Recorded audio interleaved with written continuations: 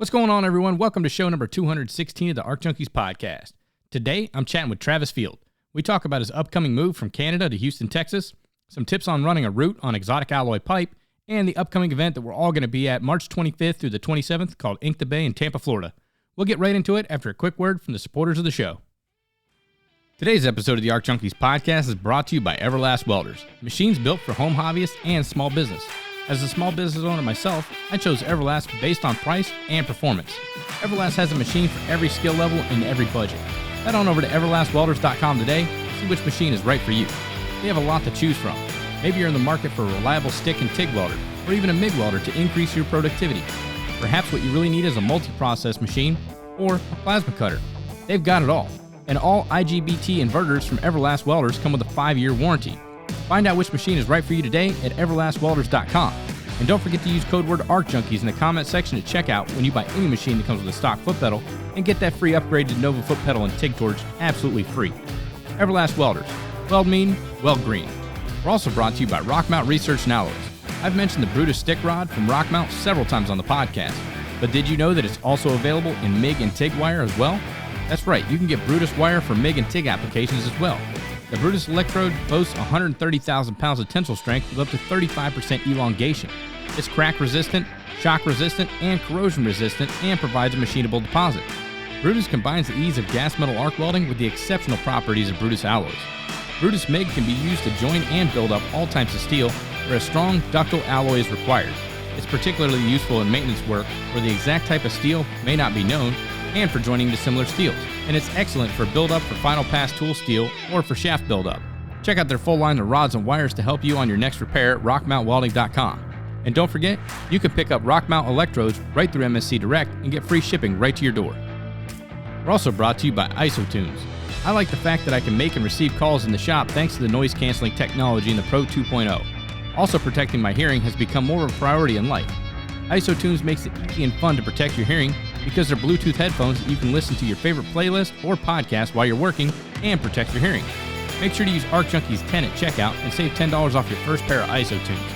They have several different models to choose from. The Kentucky Welding Institute High School Senior Welding Contest is taking place on April 23rd, and over $100,000 in scholarships and other prizes are going to be handed out. There's going to be special guest appearances by Stephanie Hoffman, Jacob Schofield, Ray Ripple, John Weslow, and the ARC Junkies Podcast, and many more, along with sponsors and vendors to include industry-respected brands like Up & Smoke Welding Apparel, Outlaw Leather, Alumareel, Heavy Hitter TIG Rigs, and many more. First place in the competition is going to walk away with a fully restored 1967 Lincoln Electric Classic Red Face and a pile of other prizes, while second and third place win their respective choices of a Lincoln or a Miller inverter welding machine. The contest is going to consist of a 2G and 3G with backing weld test with 8-inch 7018. Coupons are going to be cut and bent to determine the winner. There will also be an oxy-fuel cutting competition with prizes. Last year's event had over 100 welding competitors from 17 different states, and this year is already shaping up to top that. This event's going to kick off Friday evening with a casual event full of food, games, live music, and a chance to hang out and check out the facility. Meet welding influencers, chat with KWI staff, and simply relax before Saturday's contest. If you think you've got what it takes and you want to test your welds against the best in the nation, go ahead and sign up. Be at the Kentucky Welding Institute on April 23rd. Register online at www.kwi.us and find out more details on any social media platform or by calling 606-849-WELD. All right, you know what time it is. Fire up your machine, drop your hood, and turn me up 5. Hey everyone, this is Dusty from Pacific Arc TIG Welding. You're hanging out with my man Jason Becker, and this is the ARC Junkies Podcast.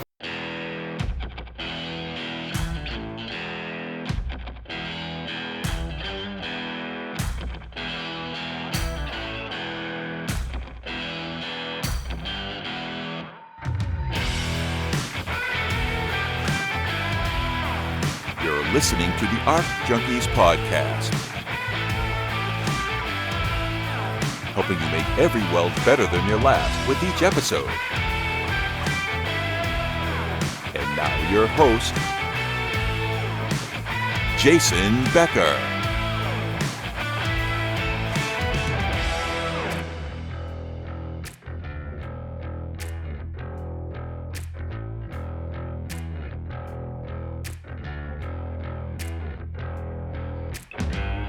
Travis, how you been? Not too bad. How about you? Can't complain. I'm getting my podcast studio set up this week. So I'm on spring break and I'm trying to get all that knocked out. I'm like super anxious about getting this stuff done, but it's like seems like it's taking forever. Oh, nice. Is it the same area you're in already, or is it a different area? No, it's literally in my backyard. I got a 10 by 12 shed. Yeah. And I've been running power this week. I got to cut the trench in tomorrow and then run the main lines, get the inspector out, have him check it out. Once they buy off the inspection, I'm going to go ahead and insulate it, drywall it. I've got like the entire build out, for like as far as furniture and all that. It's all just like sitting in my garage, just building up. And my garage looks like an Amazon warehouse right now. Oh, wow.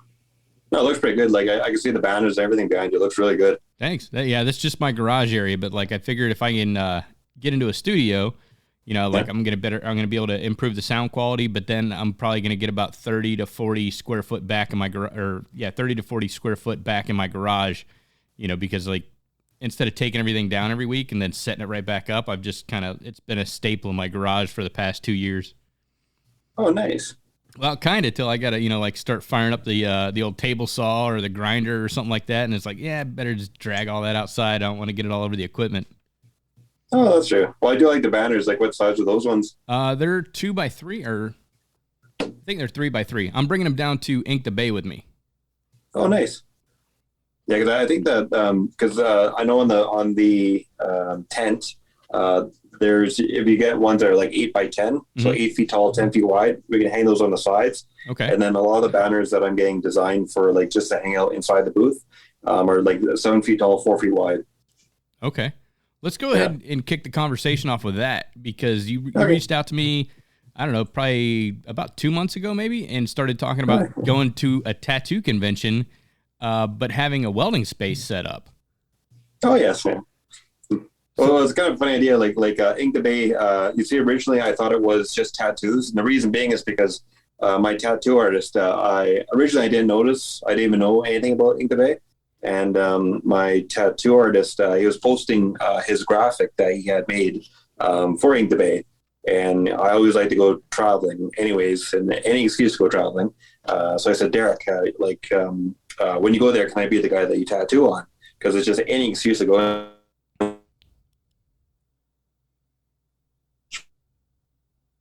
Originally, I was supposed to go to get tattooed, but I wasn't able to make it that time. But I figured, well, maybe I'll go to Florida and get tattooed. But he said that he had somebody that was tattooing at the time being. So I figured, well, okay, I do want to go anyways because I like being around that kind of thing anyways. Mm-hmm. So when I started looking at when I started following the Ink the Bay Instagram page, and I started looking at different graphics that would come up on my feed, my homepage, I noticed that one of the things that was listed was welding. And originally I was figuring, okay, perfect. It says welding. This will be a business trip now because I can write it off because it says welding on it. Mm-hmm. And then I was kind of curious because was like, who's doing the welding? Because I know most of the people, who kind of, like social media, you kind of figure out like all different, same basis, everything. So I reached out to the person and I developed a good relationship with Jameson. Mm-hmm. So I talked to him every day about planning and trying to figure everything out. But at the time I didn't know anything about it, didn't know who he was or anything like that. So I asked him like, who's doing the welding? And he said, well, he didn't really have a team for welding. And so my first thought was like Alan at South Coast. I got to reach out to Alan. This is a perfect event for Weld Tube. Mm-hmm. And we can do some welding demonstrations because that's the team right there. And then when I spoke with Alan at South Coast, he said he's a little bit busy because how South Coast are there every year, the game bigger and bigger and bigger. Yeah. And like, it's just like merchandise taking off. The school is just getting swamped with like, lots of people want to learn and take courses, and it's just very, very busy. So they're always doing like everything they do every year is getting bigger and bigger, bigger. And he said right now is we can't really commit to anything just yet because it's sort of like we're super swamped for like scheduling and all that kind of thing.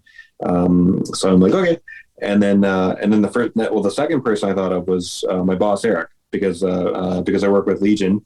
And we were talking about Fab Tech because Eric's really big on marketing, getting the like branding, getting the name Legion out there, and just he just wants high quality. He wants to be known in the industry, And this is perfect for social media and getting our name out there and getting more involved basically in the United States. And then so I reached out to Jameson. I said, okay, I got the perfect team. It'll be Legion Piping Fabricators. I'll be the one that's hosting the booth. And then he said, okay, well, if you can come up with a team of like a vast number of people, because I wanted a really large booth and I wanted to have live welding demonstrations and everything else. And he said, okay, we'll put together a team and let me know. So then I started like calling people and saying, okay, well, this person was that person, then creating, opportunities that way with more and more people, which is kind of nice because, like you knew Todd, I was able to get him. And then we had Bob, and then we had like a whole bunch of other people. So it kind of just it just worked out basically. And then, but the cool thing about Ink the Bay, and I think we're getting in on it on the perfect timing, is because I'm assuming this is probably the second year that it's been in, Ink the Bay 2. So it must be the second year. But there's also tattoos, pinstriping, airbrushing, leather work, there's car shows, there's motorcycles, there's like everything there. So it just makes sense to have welding there, because if this event right now is bigger than last year's event, and if we have welding involved, which is a new concept, I guess, from last year, then that means like next year is going to be even bigger. And Jameson is already talking about 2023, and he wants to get even bigger than this year. So it's probably good that we're in on at this current time, because now we're like the original people. Yeah, and then we'll always be called back. Yeah.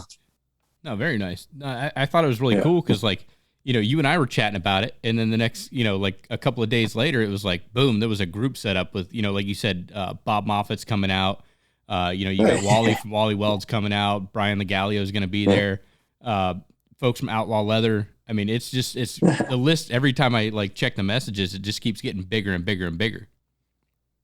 No, it's nice. The only sad part though is that we did kind of lose the odd person, maybe commitments and other kind of certain things. I know Tiffany had to cancel other commitments, those kind of things, which kind of sucks. And we did have a couple of people. I know Sean, like Dad's Wellington, he had to cancel. And then we lost a couple other people, but I'm always thinking of like, okay, well, this person is I can reach out to them. They'll be available. I can reach out to that person. So it's always creating kind of different things. So it's always kind of evolving, basically. Yeah, it's going to be interesting to see like all these people in one place. It's going to be like a mini Fab Tech. Oh, that's a game plan. And I'm basically aiming for like a nice party, a big party in Florida, basically. And that's perfect, man, because like I always have to travel out of state to go to the events that everybody else is putting on, like Texas and Chicago and Atlanta, and like now this is like right in my backyard. I'm 2 hours, depending on traffic, I'm like an hour and 15 minutes if traffic's decent from Tampa. But I'm gonna stay out there the whole weekend. I think it's gonna be a blast. Oh, perfect. Yeah, because no, even with like Legion, like so this will essentially be our first like event doing like some kind of convention. I know we're going to be wanting to do Fab Tech. Might do something with like South Coast, and the way I'm thinking of that is that South Coast will probably do something with Miller Electric. Maybe there'll be the welding demo booth, and then we would get involved because we're going to do like a partnership with South Coast for welders who are taking training and education there, that we can like work and work alongside them. So I'm imagining something like that will happen. So that'll be like another convention, and then I know Legion is setting up in Houston, Texas there, and our game plan is basically like I could see like say South Dakota Weld Academy or Alabama Pipe Welders Academy or like Huntington Hornets welding school, like all these different schools inviting us out. So I can imagine it getting even bigger and bigger, basically, and more of these kind of events happening. Yeah, I'm looking forward to it. So, have you guys officially moved to Texas yet, or it's still in the works? Right now, we have the office. It's a lot of it's still in the works. I know my boss will be going down this Friday. He'll be visiting family in Montana, and then we fly into Houston, Texas. There's a couple of fab shops he wants to look at. So he brought us into the just a core group there. He was talking about, okay, I have my eye on this shop here. But since then, he's also like probably past maybe 3 days, he's found another shop he really, really likes too. So he's going to take a look at that one. And he did meet up with Alan at South Coast, which is fantastic because Alan, Eric said that like Alan saved him probably like a good 5 months worth of like, running around trying to, because Alan was able to get it. Here's a realtor, here's a website designer, here's all the other people that you need to talk to. Here's Republic testing facility. So he's able to set up a lot of things, and it's actually expedited a lot of things for us. Okay. So, dude, yeah. Republic Testing, you got to go hang out with those guys like Scott Wachowski and Juvie Calvo. Those guys are freaking awesome. I got to hang out with them at the CEM marketing events, the welding competition, the adult welding competition they did right outside of Houston. Oh, nice. I got to meet Scott and all them, and got to hang out and have a couple drinks after the competition was over. But like, if I lived in Houston, like I would try my damnedest to go work at Republic Testing, because like everything over there is top notch. They do some really cool stuff. It's like I could weld nerd out for days in that facility. Oh, wow. Yeah, because I know Eric, like when he went to Alan shown him, I don't know how many different places he's shown him, but one of the places was Republic, and Eric really likes it there. He just like, he's like, okay, you guys are going to do our weld procedures, and then he's just going to use them as the main vendor now. Mm-hmm. So Eric, when Eric likes people, he uses them as like, okay, we're going to use you for all our work, and then we're going to send you all our work, so he really likes it there. So yeah, it makes a lot of sense. I mean, they do a lot of testing for like different like refineries and industry, or like industrial complexes and stuff like that. When they prepare to do a shutdown, they'll send a lot of their welders to go get tested at Republic, because they can not only administer the test there, but then they can go ahead, cut and process, and determine whether somebody's passed a certification or not. Oh, wow. Yeah, because even Eric was saying that like Scott, he has like lots of connections. It's like a one-stop shop, man. We did that just doing the welding competition, the adult welding competition down there. Like they had like a bunch of different series. So they had like a group of people that were going around doing the visuals on all the tests, and then once the visuals for the roots and stuff were done, they'd go ahead and put the fill and cap on there. They'd take that to a separate room. They had another team in there with a different scorecard. They'd go through and double check the root, check the weld reinforcement, make sure everything was up to snuff. And then they would send it out to a third group of people that were running x-ray out back in a truck. So there was nice. 3 layers for this welding competition, because I think the grand prize was like $5,000. But I think Republic Testing did most of the, like all the weld testing and recording all the results. Oh, wow. Yeah, they're like ate up with welding down there, man. I love going to Houston. Oh, wow. Because that'd be interesting when you go there, because say for example, like the other day we went to the Oilers game with all the supervisors and management and also clients. Mm-hmm. But so that's the hockey game. So hockey's kind of like popular in Canada. So I can imagine once we're in Houston, Texas, it's probably going to be like baseball, football. We're going to have like all the people that we like. Mm-hmm. So I can imagine a huge party basically. So that's what I'm looking forward to. Yeah. So are you planning on moving down? Or are you going to like have dual citizenship, or you going to like keep residence up in Canada and then just come down to Houston every once in a while? Or are you going to like, put down some roots? Nope. The game plan is I'll be going down as a welding supervisor, and it'll be both myself and another welder that we have, Eli Rankin. So both of us will be the welding supervisors, and then we'll just stay there. Myself will move there permanently. Eli, I don't know if he might either move there permanently, or else he might fly back and forth to Canada, doing like a couple months on, a couple months off. I'm not too sure yet. Hopefully he just stays there, because everything's nice in the States. So yeah, so I think our game plan is just basically just probably both of us will probably just move there permanently. Okay. So, yeah. Yeah. If I didn't live in Florida, I'd probably move to Houston. Oh, that's very nice. Yeah. I know it's very humid though. Well, I mean, Florida's like, we're like on the same part of the equator, so it's pretty much the same weather. Other than like they got a freeze last year. I didn't get nothing, man. Like last year, I don't think it dropped below 60 here in Florida. But right outside of Houston, I mean, they had like a big freeze go through, and I seen Matt Arnold was like trying to protect his swimming pool, and luckily he had his engine drive on the back of his truck, so he had power for when the power was out. Oh wow, yeah, because I know in Canada it's just like it's like I know over Christmas time. I'm happy I wasn't here, but it was like minus like 40 or something, or minus 37 out. Jeez. And that's Celsius, and that's just awful. And even today, it's like minus 20 out. Yeah, I'd have to check what the conversion is, but I'm sure if it's negative in Celsius, it's still negative in Fahrenheit, and anything below like 32 degrees is too much for me anymore, man. Oh yeah. No, it's even too much for me, and we still got to like weld pipe and do all this other kind of stuff, and oh, it's just terrible. Yeah, there's heat in the tools, but like getting up and walking out to work and that stuff, man, I don't know. Yeah, I prefer. I don't know. I like Florida, but like it's too damn humid. You know, like I don't mind the heat. Like when I was in Iraq, or like even when I went out to like when I went through Texas and New Mexico out to California. Like that heat is different than a humid heat. Like the humid heat just sticks and clings to you. Like a dry heat's, you know, I prefer a dry heat over a humid heat. So, so what would Florida be like compared to either Las Vegas in summertime or else Texas? I haven't been to Vegas yet. It's very similar to, like I said, like where I'm at, Central Florida. It's very, very similar to Houston.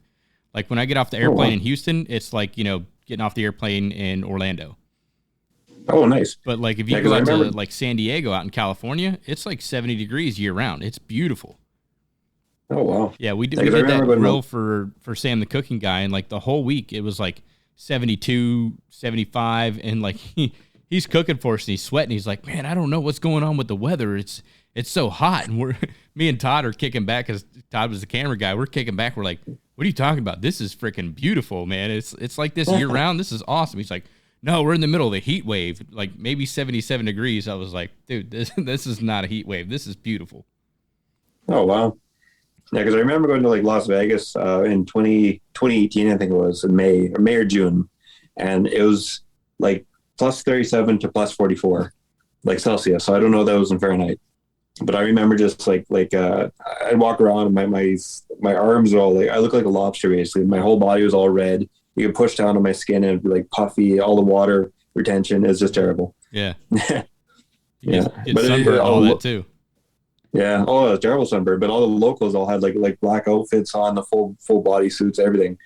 So I don't know how they do it. Yeah. I haven't been to Vegas yet. I want to get out there. I think Fab Tech will be there the year after. Well, this year it's in Atlanta, and then it goes back to Chicago, and then it'll be over in Vegas. But once it hits Vegas, man, I want to go. Last time when they had it and they canceled it due to coronavirus, like I had everything booked. The flight was booked. The hotel was booked. I was super stoked. Never been to Vegas, and the whole thing got canceled. So as soon as it loops back to Vegas, man, like I want to get out there. Oh, wow. Yeah, because I've been to Vegas before, and it just like everything is so expensive. Everything's so fake out there too. Yeah. The only nice thing was like they did have good sushi. The one restaurant had really good sushi, but Caesar's Palace was kind of cool. You know, nostalgic. It's kind of historic. So seeing those kind of places, even the Bellagio, is kind of pretty cool. Mm-hmm. But beyond that, very, very expensive. And the second I got there, I was like, no, I want to go home. Very expensive. I haven't tried it out yet. Speaking of sushi, though, like when you guys come out for Ink the Bay, we got to find like a banging spot to go get some sushi. Oh, nice. Yeah, because I know we get there on the 23rd. Like I fly in on the 23rd. Okay. And then, so I'm there the 23rd, 24th, all the way up to, I might change. I was booked for the 30th, but I might change my flights, fly back on the 29th maybe. Okay. But so I do intend on finding ideal, you know, restaurants, sushi, especially sushi, but all different kinds. Okay. Yeah. I might adjust my stay because like I've got a room booked for that Friday, Saturday, Sunday. I might go ahead and book it for Thursday evening and just dip out of work a little bit early and kick down there and maybe hang out with you guys on Thursday. Oh, nice. Yeah, because I know the 24th. The 24th is like the setup day, so that's when I got the guys come with the tents, the generators, tables. I think most people would be setting up. Like I'll probably be putting up like the banners and everything on the side of the tent there. But 23rd I got there like 10 a.m. in the morning, and then so yeah. Okay. Yeah. So what do you guys have? Because I know you have some contests and stuff going on. Like you got a metal artwork contest. What's going on with that? What's that going to consist of? Well, actually, that one I was talking to. Like usually whenever I propose ideas to the group, I sometimes they'll like the comment or the whatever I say, but they won't really kind of engage. Mm-hmm. So I usually have to like message people individually and get their opinion or thoughts or ideas on something. And then when it came to metal art, we decided to just scrap the metal art because like a lot of us don't really I don't know anything about metal art. certain other people may not know anything. Like I don't know anything about it.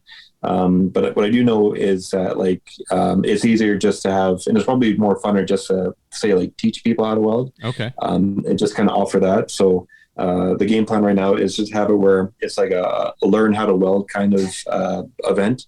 Where Friday will be learning how to weld MIG, Saturday will be learning how to weld TIG, Sunday will be learning how to weld stick, and then the game plan is that whoever, I'm not too sure how many people are going to get involved, and I'm imagining maybe a tattoo artist will want to try it, because the tattoo gun is very similar to a TIG torch, or even an airbrusher. The guns are pretty similar in how they're held. But I can imagine maybe like children trying the welding, and I can imagine just like different sculptors and painters and just everybody wanting to try welding. So basically what happens, whoever picks up the weld process the fastest, for day one and then day two and then each day will basically win a prize. Some prizes are an HGP 160. So basically that's a welding machine that plugs into 115 volts. So you can get 125 or 130 amps out of it, like right off 115 volt power. If you do single phase 220, then you get 160 amps out of it.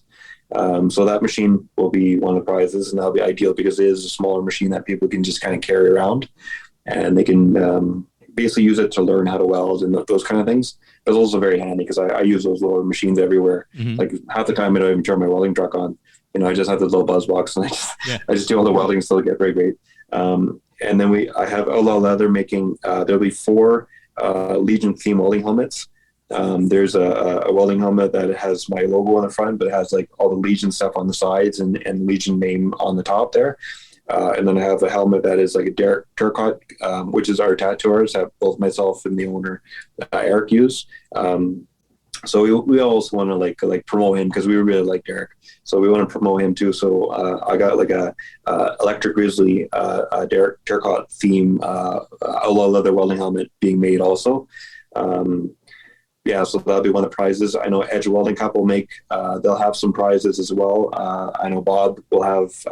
Both Bob and Peter are, I think, sponsored by Edge Welding Cup, I believe. Okay. So they'll have prizes. And I can imagine other people that are joining the booth, like Pipeliners Cloud, Outlaw, Alabama Pipeliners Academy, Scouts from Tools, and there's a vast number of other people and also companies joining. So I can imagine they'll probably be like, hey, here's this item, here's that item. They'll probably want to get involved as well. So it'll be interesting. Yeah, it's going to be a lot of fun. I like anytime I get to hang out with Jesus and Ismail with Outlaw, they're super cool people. I love hanging out with them. I think, isn't Rugged Charms going to be there also? Oh yeah. Nice. Yeah, they'll be there too. Yeah, that'll be really cool. Oh yeah.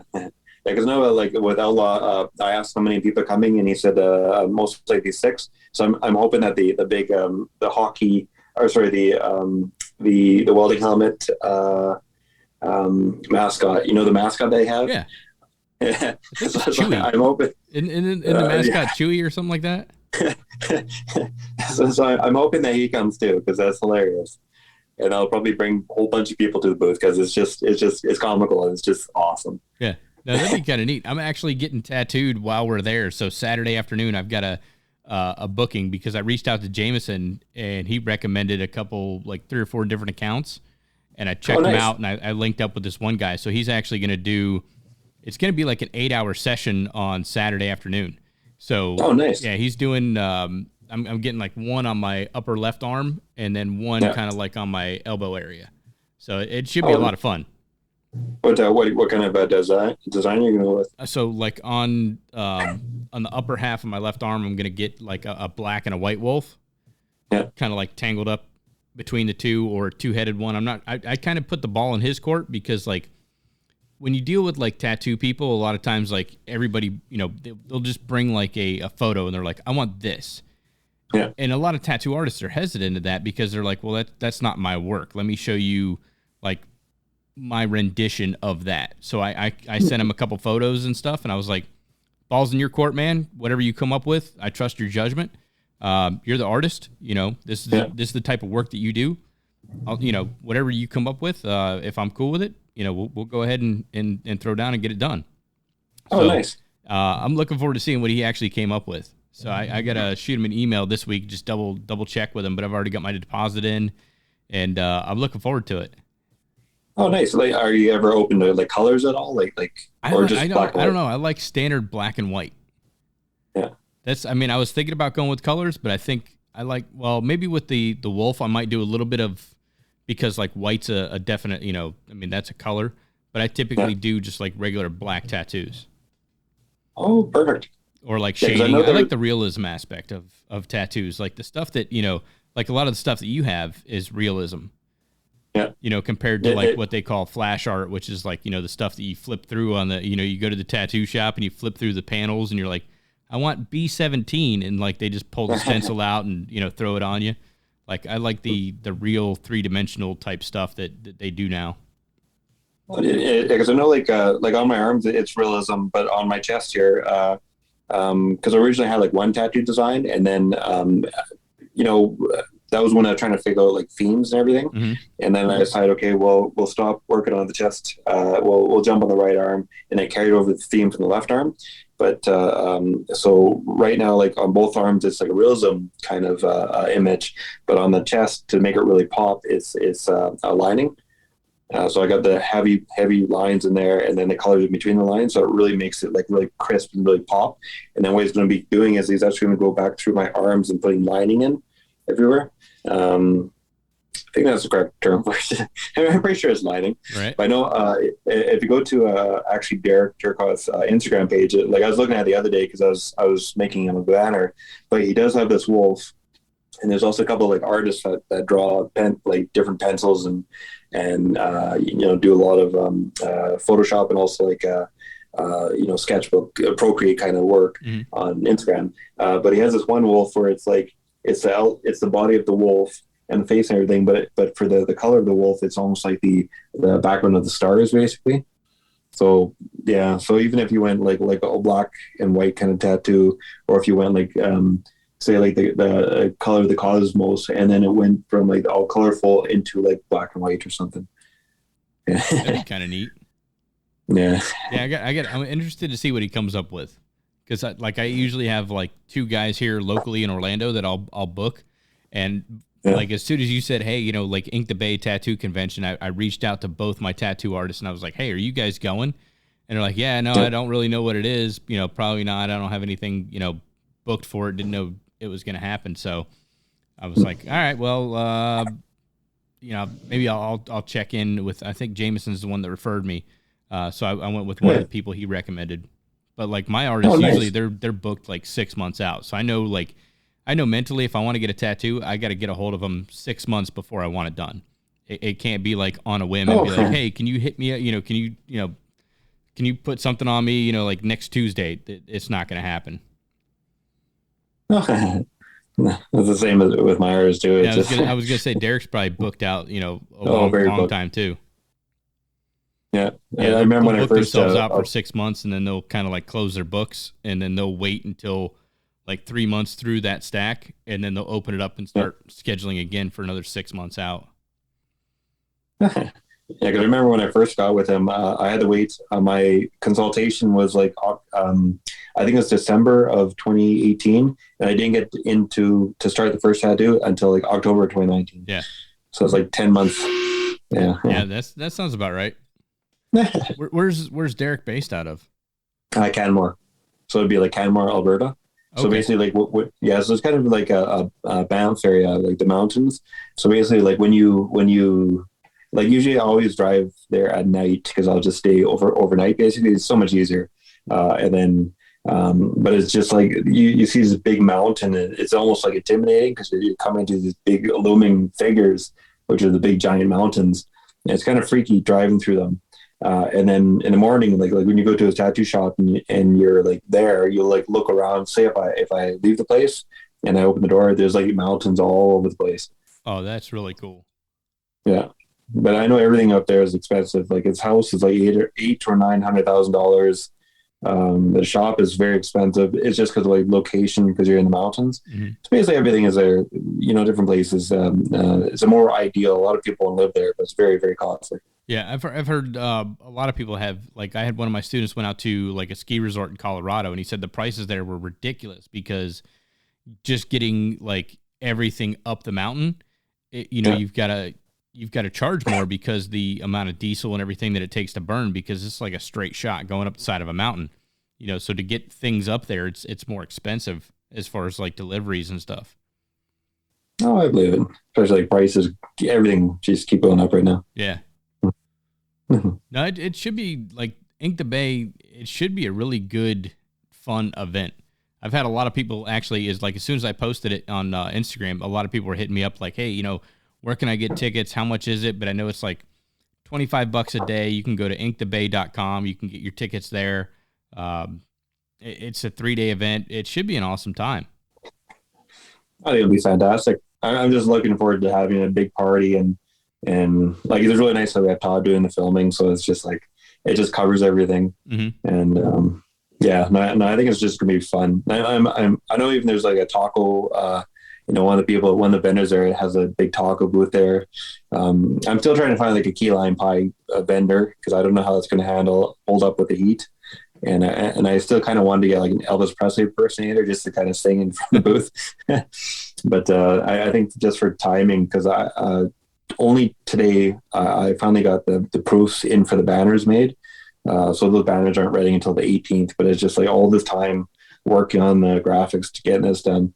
And then I think today I also called about the generator, got that ordered, but it's like everything I need is just like, it takes time and lots of effort and thinking, and yeah. Yeah, you've been putting a lot of work into it, man. It should be a badass event. Like every day you're there with something, like, hey, I want to do this. Like, who can help put this together? And it's like, it's just grown from like a small, I think we were inside at one point with like a 10 by 10 booth. And then all of a sudden it's like an outside 50 foot by 50 foot tent. So it's just it's continuously grown for the past couple of months. Well, it's kind of nice because like right now the biggest tent that I could get was a 40 by 50, because I asked him like, well, what would a 50 by 50? Because certain places you can get 50 by 50. Mm-hmm. But he said, no.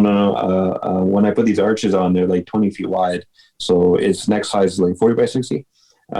So now the game plan is because like HTP is going to be taking over the welding area, because it'll be Peter Zila, it'll also be Nickel from HTP, because he's bringing the machines, he's bringing the, like originally I was going to rent machines and have live welding demos, and then I decided to cancel that because it's just like trying to figure that out, trying to get material, trying to line everything up is next to impossible. Plus I'm not there at the time, so it's very difficult. And then when Peter Zita came on, and he's like, okay, well, I can bring HCP machines, and I'm like, perfect. And he's like, yeah, I can bring like fill metal, I can bring consumables, I can bring argon, I can bring everything. So it's even better. So then, so for that, I also got like a not only the 40 by 50 booth, but also have the 10 by 20 tent that goes in behind the 40 by 50 tent. So now they'll decal it out all in like HCP. It'll be like the basically the HCP headquarters basically for welding. Yeah. So I'll just let them just take care of that and just help them run it basically. All right, we're going to go ahead and take a quick commercial break. This segment of the Arc Junkies podcast is brought to you by Strong Hand Tools, makers of heavy-duty fabrication tables, toggle clamps, and a plethora of other fabrication equipment to make your life as a welder and fabricator easier. Strong Hand is coming out with new innovations on a weekly basis of different tools to make your life as a welder and fabricator that much easier, so make sure you're following them on Instagram. And if you're a student and you want to get a free gift package of some of the tools that they have for your school, head on over to stronghandtools.com/ArcJunkies and register today. Now let's get back into the show. What kind of welding demos are you going to be doing? I know the first, aside from what we were talking about earlier, the first one will be like, so we'll have like a MIG machine out. So anybody who wants to learn how to do MIG welding, we'll have just samples there where people could say, maybe I'll just let like Peter figure that out. But he'll probably let people do say like, stringers on plate to get used to it, and then maybe like some lap welds or something, and try and get more familiar with the weld processes. First day will be MIG welding, second day will be TIG welding, third day will be stick welding. Peter will have stainless, he'll have aluminum, he'll have carbon there, he'll have the machines that are capable of doing all these different processes. And then also we got like Chris, who's going to be bringing titanium exhaust tubing, and he'll also be bringing some more other stuff for them. So he'll be coming, he'll bring those things. He'll be also representing Racetech Titanium. So he'll be representing that company, and he'll have all that stuff. So we'll have the welding demonstration on titanium exhaust. And then I'm still working with Natasha, because we're working on the basically in order to leave Canada, you got to be vaccinated. And otherwise there's no real chance of getting out of Canada, basically, unless you do a private plane, which we do have a private plane, but Eric will be in Missoula, Montana at the time, and he'll be in the United States. So we originally had that option, but now we don't have that option because he'll be in the States at the time. So all we did was we wrote her a letter that she can give, and we can see if she can get in that way, because we do require and do need her services for say like welding demonstrations, like live welding demos. Plus because there will be car shows and motorcycle shows there. Say if the Legion booth has, it also looks good on women welders, and supporting them as well. So she'll be able to do like say live welding demos on say titanium or stainless exhaust. And then there'll be, because there's car shows and motorcycle shows, a lot of those people are business owners. Like there's going to be somebody who's going to be showing up with a Lamborghini or a Ferrari or something. And he's going to be like, okay, well, I want to get custom exhaust. And now our booth there will have, so far 2 to 3 people who do that kind of custom exhaust on the exhaust alloys. So that will be appeal to them, and they'll just come to the booth. And then either Chris or Natasha or Melissa, they can say, hey, here's my business card. If you need some custom work done, let me know. And then you can send the parts to either Canada, you can send the parts to where Chris lives, that kind of thing. So it looks good on Legion, but also looks good on the people that we have with us too. So it kind of helps everybody, basically. Yeah, that's a great thing on like outsourcing your titanium work, because it's ultra light, so your shipping rates are like a lot cheaper. That's true, but it's very expensive. That stuff is just like, oof. Oh yeah, what you're gonna save in shipping, you're gonna pay for material, and then somebody that actually knows what the hell they're doing when it comes to welding it. Oh yeah, because I know like zirconium. I think I priced out zirconium one time, and I can't remember. I think it was like a 2-inch skid 80, and I can't remember if it was 1 foot or if it was 4 foot, but it was $1,825, and titanium in comparison was like $200 and some dollars in comparison. So it's just like, oof. And then you got like nickel alloys, which like you got Monel or an Inconel. One time I paid $3,600 for a 6-inch skid 40 Hastelloy C276 piece of pipe that was 4 feet long. Damn. Yeah. So it's just like, this price is just ridiculous. So it makes titanium look cheap in comparison. Yeah.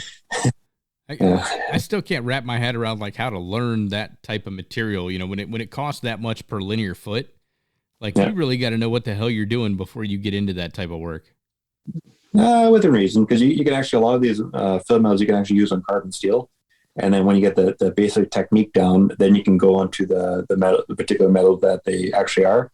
And I found that the different metals are actually more forgiving welding them than they are if you're trying to weld on carbon steel. Really? Yeah. Like for example, like heat tint on, it's easier to get, say if you're welding like stainless steel, it's easier to get heat tint on stainless steel if you're using the same technique as you weld titanium it is to weld on titanium. Titanium is more forgiving. And then you have say like a nickel alloy.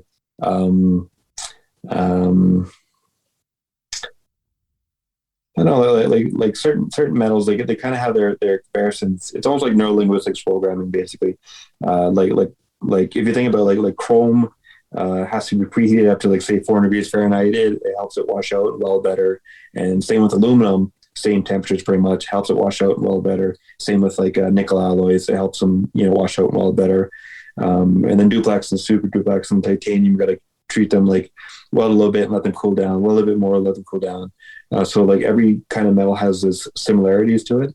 So it's probably the fastest way to learn them is that they're finding their common denominators, I guess it is, like what's common among them. Mm-hmm. So, and there's only three actual welding techniques that you use to learn these different metals. like say if you're doing a position weld, there's like continuous feed technique, which the filler metal is continuously fed into the weld puddle, and then there's a dabbing technique, which is basically like when you open the keyhole and the external leading edge closer to the leading edge close to the take torch, the external leading edge, it'll turn to a liquid, and a split second later the internal leading edge will turn to a liquid. And then if you're using a dab technique, then take the filler metal, you dab it into the weld puddle, and then you pull it away, and that's dabbing. Or if you use break surface tension technique at the same beginning, but when you add the filler metal to the weld puddle, you just hold it in place rather than dabbing it and pulling it away. You just add it to the leading edge of the weld puddle, and the weld puddle will actually like pull the what it needs from the filler metal away. It'll actually like pull away. So it's breaking surface tension, hence the breaking surface tension technique. But basically the way that works is that with all these three different techniques, it's just to do with thinking of the filler metal as a solid mass and the weld puddle as a liquid mass. And you're basically just controlling the amount of energy that you have from the take torch using the solid mass as like a heat sink, basically. So, and then you have like other techniques if you have like a really poor purge, say. This is kind of like a variation to the other techniques. If you have a very poor purge, and if you're trying to backfeed on, say, like a large 20 or 30 inch stainless steel pipe, and you have a terrible purge, what you can do is you can have the filler metal being fed into one bevel tip only, and you can take the take torch and always melt that bevel tip. It'll form a keyhole, and then you keep feeding into it, like you continuously feed into only one bevel tip, and then you just wash over the take torch to the other bevel tip, and the weld puddle, the filler metal, like the metal that comes off the filler metal will just kind of wash in. But as long as you have the keyhole, it'll chew into the bevel tips, and it'll keep washing in. But you have to keep continuously feeding into the one bevel tip only, and that way you chew away the edges, but you also avoid because your filler metal is being consumed continuously. You avoid creating any like it oxidizing, basically. Because that's why you don't use like a dabbing or a break surface tension technique on like a carbon steel or like a chrome that's not purged, because every time you when you use continuous feed technique, you don't give the filler metal enough time to oxidize, whereas because there's no inert gas internally inside the pipe, then it will oxidize in the presence of the atmosphere, the tip of the filler metal, because there's no argon there. And that oxide will, when it oxidizes in the presence of the atmosphere, and you introduce those oxides to your weld puddle, if you're dabbing or break surface tension technique on a carbon or chrome that's not purged, then your puddle becomes very sluggish. It doesn't flow out, doesn't wash out, those kind of things that acts up really badly. Yeah, and it's the very same idea as if you're doing like stainless steel, and a lot of guys that don't really know or haven't been taught properly, they'll use like a buffing wheel on their root pass, or even any other pass on stainless steel pipe if you're taking it all the way out. And what that does is that the friction adds heat, and the heat creates oxides, and basically you're going to start welding over those oxides. And basically, essentially what you've done is you've created really oxidized metal. It's the same as trying to dab. Like you just created oxides on the tip of the filler metal, same as what you've done to the parent material or the pass you're trying to weld over. So if you use a buffing wheel on stainless steel pipe on a pass, and you weld over it, because all those oxides, your puddle is just gonna act up. It's mostly going to focus on the middle of your weld bead, and it's going to wreck your root pass. Whereas if you take a stainless hand brush and you brush the oxides off, it doesn't create heat or friction, doesn't create oxides, and your puddle will flow nicely and form nicely and all that. So you just prep with a stainless steel wire brush instead of a buffing wheel or like a flap wheel? Yeah. Because friction, any form of friction will create heat. Unless I could assume, unless you're within the presence of an inert gas atmosphere, like if the room is full of argon. Yeah, you got to keep the oxygen off. Yeah, because I can imagine that happening. But basically, the oxides and the thickness of the oxides is all dependent on the temperature that the material is at in the presence of the atmosphere, and also how many parts per million of oxygen is in that atmosphere that interacts with the weld puddle as it elevates the temperature. Okay. So yeah. Have you had a chance to run tip TIG? Have you heard of tip TIG? I would like yet? To though. So yeah, they did a Hastalloy, like a 4-inch Sked 80 down there in Houston, and there was no backing gas whatsoever. and it laid like a perfect root pass on the inside of it, and it was just with that tip TIG system, no purge gas whatsoever.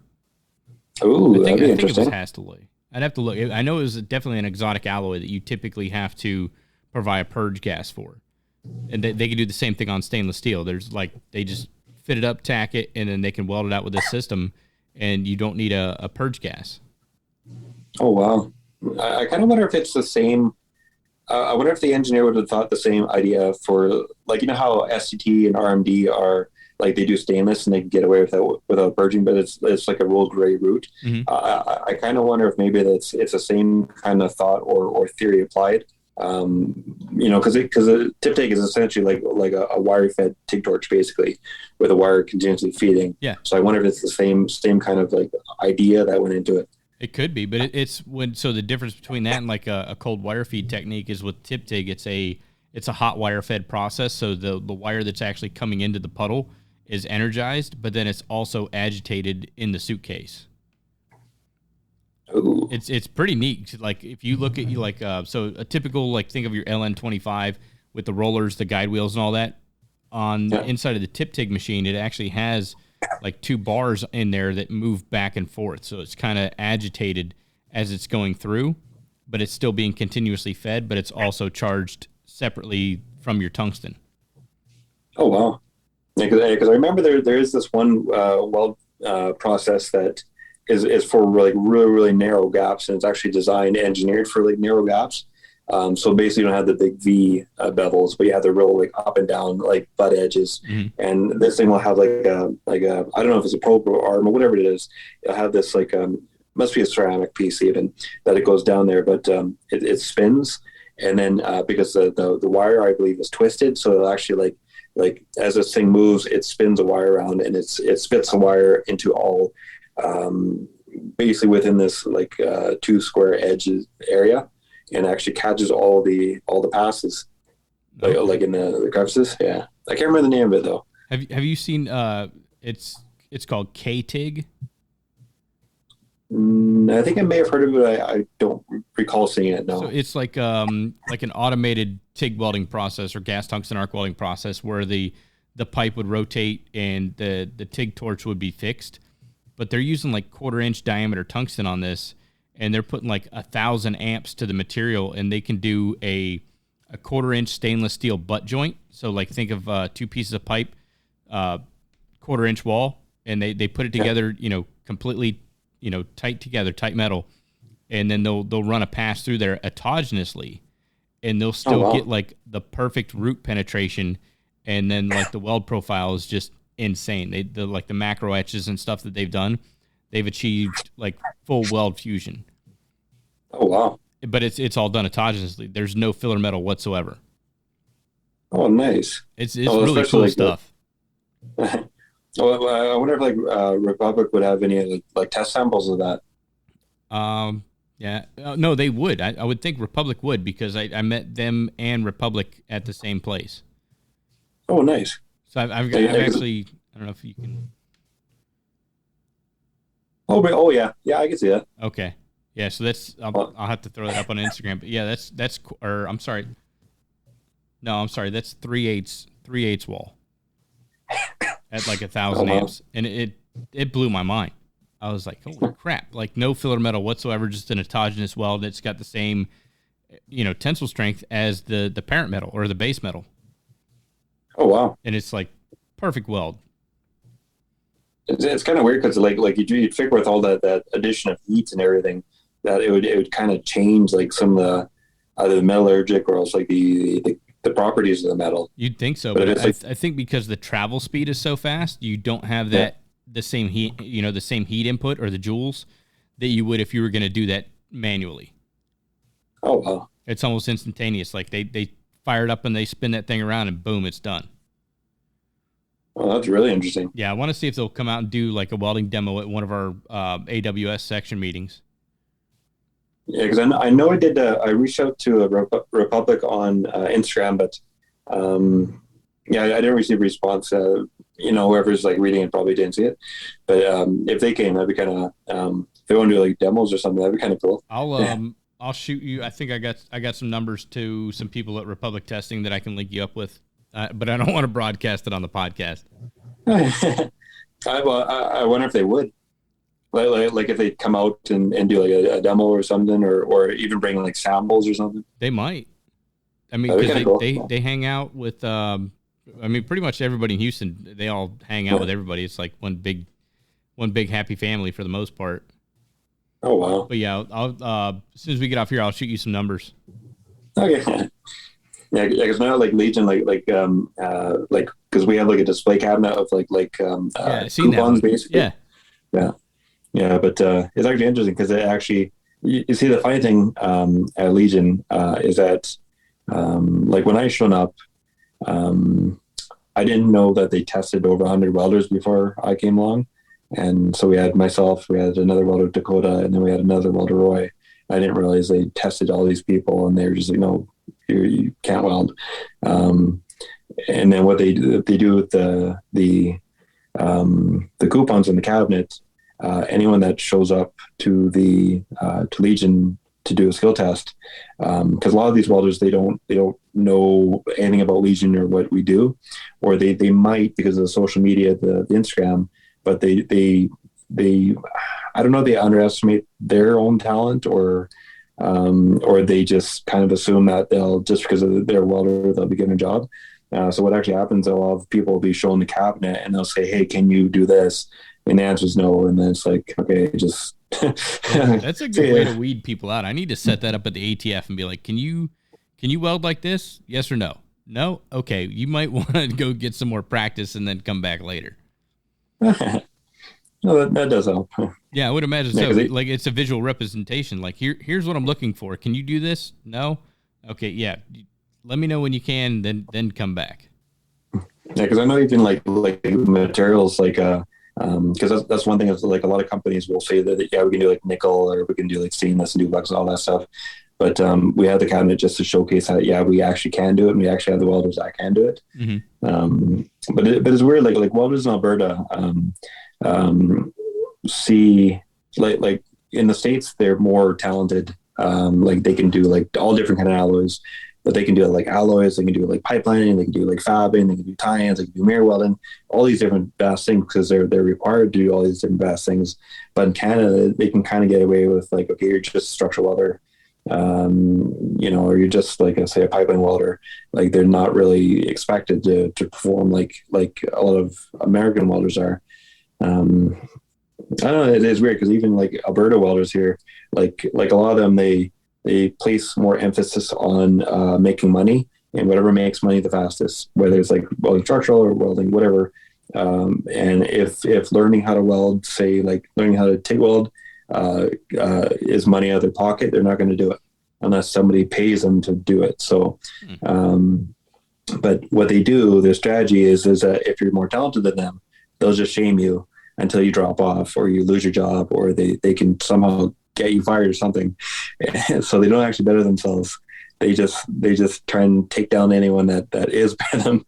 No, that's the same thing here in the States too. It's the exact same. Like I've seen people on job sites like they throw people under the bus just because like they're job scared. They're afraid that, oh, you can weld better than me. I got to figure out a way to get rid of you. Like, because they're job scared. It's the same reason, like I've said it, on the podcast before, like a lot of journeymen, they won't show apprentices how to read a set of blueprints because they figure if you learn how to read that set of blueprints, I don't have a job anymore. And if that's like the situation that you're in, you need to better yourself and be competitive, not like don't run defense, run offense. Let these younger people that are coming in, like let them catch up to you. And you need to like make sure that you're so far ahead of everybody else that nobody can catch up. That way you don't need to like, I like trying to get somebody fired or get somebody run off the job site because you're afraid you're going to lose your job if somebody finds out the skills that they have. Oh, that's very true. Yeah. Yeah, because I find like it's always the ones who are always the one helping are the ones that always have all the opportunities, and they're always the ones that are like advancing to like higher levels. And they're always counted on because they're the ones that you can count on to create things and do stuff. Yeah. So. 100%. Yeah. Well, hell, man, I'm looking forward to catching up with you. I think it's 2 weekends from now. Yeah, That was I'm scary. definitely looking forward to it. I can't wait till you come down here. Have you ever been to Florida yet? No, it's funny because I was actually supposed to on March. It must have been like March 3rd, March 4th. I booked it in 2018. Or sorry, not 2018. Right when 2020. Okay. I was supposed to, and then my boss was like, "Hey, Charles, I need you to work on the website." So I just like, yeah, so I canceled the trip, and then also like, boom, COVID came along and knocked everything out. Where were you planning on headed when you were making that trip? Florida Keys. Okay, that'd be a nice spot. Yeah. I wanted to go there. So it's funny that exactly 2 years later, boom, back in Florida. Hell yeah. Yeah. Well, I'll tell you what, like, I don't know anybody that does like an awesome key lime pie, because I know you were looking for that, but like worst case scenario, if something falls through or you can't locate anybody, the Publix grocery stores down here have one of the best key lime pies ever. Oh, wow. Yeah, and they'll sell them by the so like that's my wife gets me for, because like I'm the only one in my house that'll eat a key lime pie. Yeah. Publix sells a half a key lime pie, because if I buy a whole key lime pie, I will eat that entire key lime pie. But like once a year, she'll buy me a half a key lime pie. Oh, wow. Yeah, well, because it's funny because I've never actually had key lime pie. No, But my boss Eric, he's like, "Josh, you go on the floor." He's like, "Dude, you gotta get a key lime pie." Oh, we gotta get you hooked up with some like Publix chicken, a key lime pie, and a pub sub. What's a pub sub? A Publix sub. So we've got a grocery store called Publix down here, and I think it's only like here in Georgia, and like they make the best sub that you will ever eat. Way better. Subway is like, I won't even eat Subway anymore. It's just garbage. Like, you got to go to Publix and get a sub. And if anybody else is coming down to Ink the Bay, find the closest Publix and get you a Publix sub. Oh, wow. Well, what about like sushi? Like, what's the best sushi place? Because I've got to find some, like where I'm at. I know some damn good places, but like I said, I'm 2 hours away from where we're gonna be. So I got to hit up Brian or Todd and find out like what's good locally on that side of the state. Oh, wow. Yeah, but there's got to be something like Tampa and Clearwater. Like even if we have to go to like Clearwater, St. Pete, Largo area, we'll be able to find something. Oh, nice. Yeah, because it would be nice if we had like a like a sushi vendor right at the Legion booth. That would be nice, but very, very expensive. I can imagine it being very expensive. Yeah. So there's actually, if you go to Publix, they actually do fresh sushi every single day. Oh, like the guy's like literally like right there making it in front of you, and you can just reach and grab and go. Oh, wow. Yeah, their sushi's like it. I mean, it's not like top quality, like highfalutin restaurant type sushi, but it's like it's damn good sushi. You know, for like $12-$14, you know, you can get your salmon, your tuna, like all that other sashimi type. You can get it right there over by the seafood department. Oh, wow. Yeah, it's freaking awesome. So if we can't find anything else, we'll just go hang out at Publix. What about like bubble tea? Like, do they have bubble tea down there at all? Or? Yeah, there's a couple places boba tea. I would imagine that side of town. Todd and I went to a place the first time I ever had boba tea, and it was a pho restaurant out there in Largo. Oh, wow. So like Todd will know where to get some boba tea. Oh, nice. Yeah, because I always liked the brown sugar bubble tea. It tastes like cream of wheat. Mm-hmm. Like you ever had cream of wheat? Yeah. Yeah. And so it's like you get the cream of wheat, it's really hot, and you put the milk in, and then you smother it with brown sugar, and you put a little bit of butter, and that's what this the brown sugar bubble tea tastes like. Okay. We got a place right here where I'm at. It's called Teamont, and they do like all kind. They just came out with like a frozen boba tea. Like I haven't had that yet. My wife's like a freaking boba tea dork, so like once a month I'll run up and get boba tea for us. Oh, nice. Yeah, because I know like when it's funny because like when right before I go down there, I'm doing another like tattoo session with Derek, and so I have like the so far I have most of the lining done on the chest here, and then I have like certain coloring from the chest down, and then so he's supposed to be working on the girl's face and then more of the snakes on the chest here. So I'll have even, and then he said like when you're there, if there's a sleeve contest or tattoo contest, I'm going to enter you into it. There you go. So it's like, sweet. So he's actually going to be down here for it then. Oh yeah. He'll be doing like seminars at I'm pretty sure he's at the Shein booth, like the Shein because they make the tattoo guns and they make I think they make the ink too, I think. Okay. Unless but I know for sure guns. So he's sponsored for that. So he'll be at the booth and he'll be doing like seminars. And the interesting thing is I use some of the seminars he's doing. It will be like how to put on a stencil, how to do a tattoo cover up, and how to do there's something else, maybe coloring or something. But he's using my body for it because he was last time I was there. He was having another guy film him do this to me. Okay. And like we even had like the speed like on the camera, so he's filming the whole thing. So basically, it'll be me, like my chest and everything that he's using in seminars. Or hopefully, unless he secretly made other ones I don't know about. Really cool.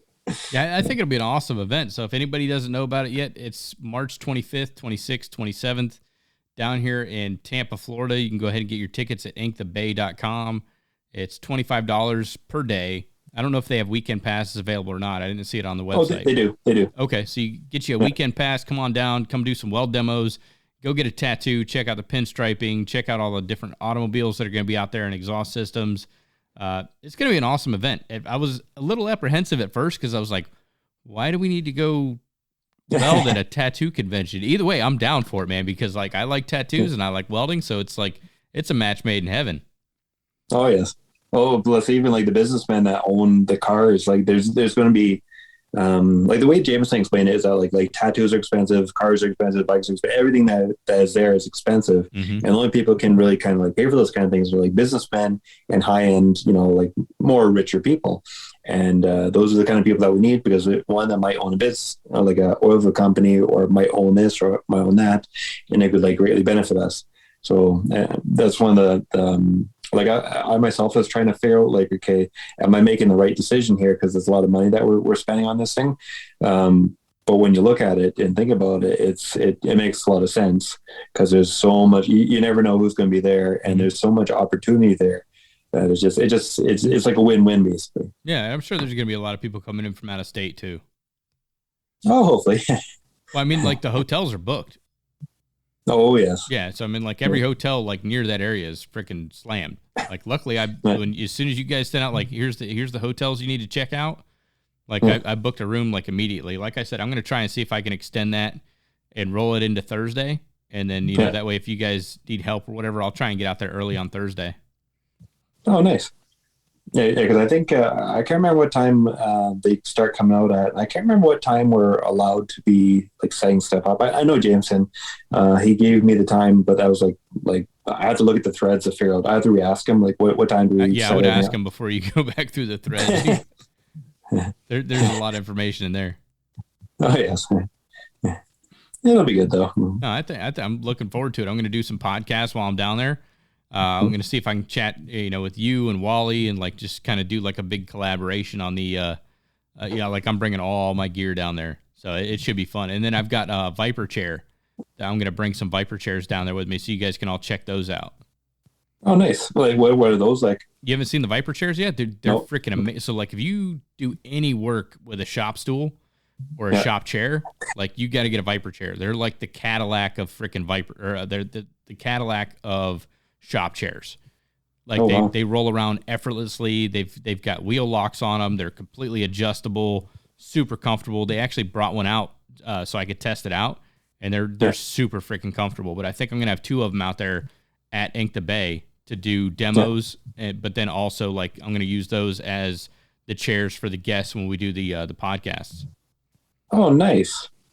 So it should be a lot of fun. I'm looking forward to it. Like there's a lot of people that I don't get to see every day, and like I really like to do the live in-person interviews versus via Zoom, but like everybody's so spread out. So anytime I get an opportunity to, do an in-person interview, like I bring the whole setup with me, so I can have up to 3 people plus myself at one time. So it should be a lot of fun.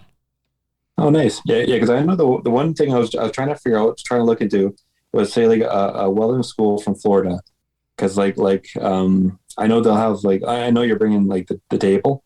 But like a lot of these schools, they would have like, say, because I know we'll have like one booth for sure for welding. We'll have like a couple of machines, and like another area for but we almost have to get like more tables basically. And I was trying to rack my brain, trying to figure out like if there's a local school that would have like say like at least 1 or 2 tables, and then who wants to be a part of the convention, like we'll put their banners up and they could do demos, they could like showcase handle brochures, whatever they want to do. Yeah. Okay. So yeah, if I was a little bit closer, I might be able to get my school on board, but I like all the tables that we have are like currently in use.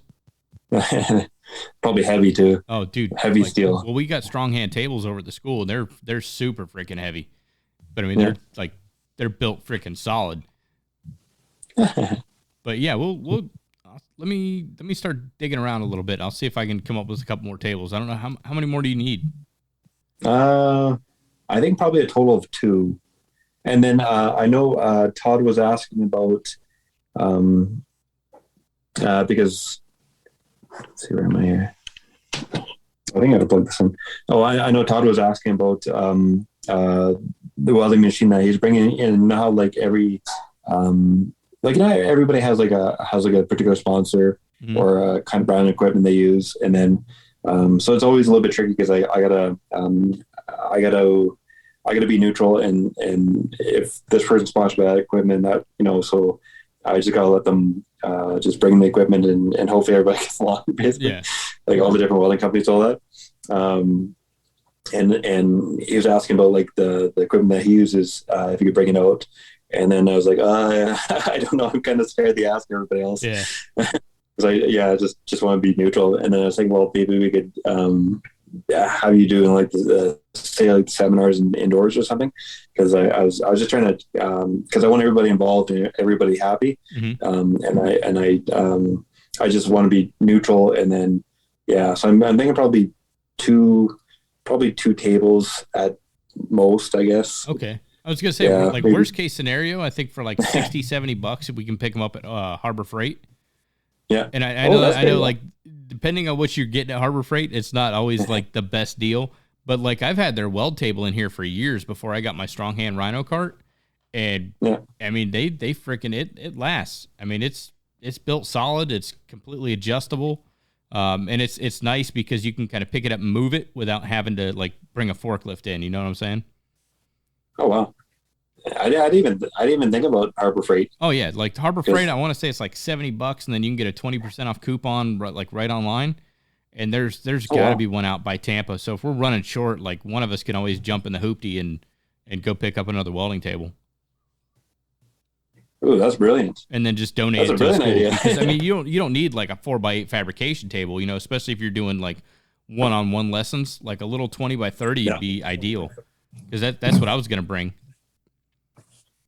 Oh, that makes sense. I'm gonna plug this in. There we go. So I think we could do that. Yeah, because I know I got everything's paid for. Like the generator's covered. Everything I need for the cupboard, the tent, banners, stickers, most everything's covered. Consumables, welding equipment. Yeah. It's just like because I'm not there, so I'm assuming probably if I show up and then if we need something, then it's like, oh no, but it's on Friday is the first day, and we're setting up on a Thursday anyway, so like everything will be open anyway, so it's like. So there are kind of options. Which is nice. It's kind of hard to plan, thousands of miles away for an event that's not happening for months. To make sure like all the logistics come together and kind of like plan everything out from so far away.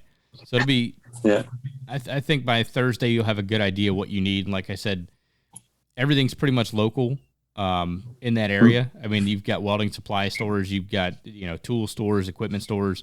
So and Home Depots and all that. So we can figure out, if you need a plug, you need some wiring or something like that. Like somebody can always like jump in a car and go get it. Oh, that's true. Yeah, we're pretty civilized down here. What's that? Well, I forgot that the American Home Depots, you can rent trucks there. Oh, you can't rent trucks here in there. Oh, no?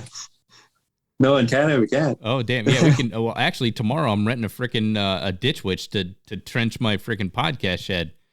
So, like, you can rent all kinds of stuff. You need a man lift? No problem. Home Depot. You need a ditch witch? Home Depot. You need a concrete mixer?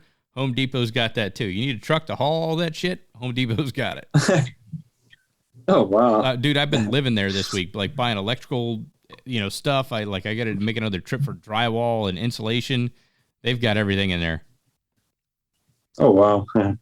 Yeah, so when you come down, we're going to have to go to Publix, and apparently we got to go to Home Depot.